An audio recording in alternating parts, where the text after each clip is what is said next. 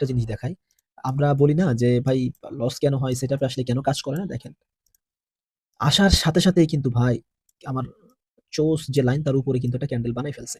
মানে কি বলবো ১ মিনিটের ভিতরে ৫ মিনিটের একটা ক্যান্ডেল এইভাবে বানাই দিছে। মানে আপনাকে কি করছে? ট্র্যাপ করে ফেলছে যে বায়ার্স চলে আইছে তাড়াতাড়ি বাই করো, বাই করো, বাই করো। বাট এই ক্ষেত্রে ভাই বি পেশেন্স। আপনার যত ধৈর্য আছে তত ধৈর্য নিয়ে আপনি এখানে বসে থাকতে হবে। যে না, এইখানে এইভাবে দেখাইছে মানে আমার লোভ দিচ্ছে। যে বায়ার চলে আইছে ঢোকো, ঢোকো, ঢোকো। এখান থেকে তুমি বাই করবা, আজকে তোমার এসে খাই ফেলবে। এটা। তো মার্কেটের সাথে কথা বলে আমি একটা জিনিস বলি, সবসময়ের জন্য এই কথাটা বলি। সেটা হচ্ছে দেখেন, মার্কেটটা এইখানে আসছে, আসছে না? এই যে আমার লেভেলে আসছে।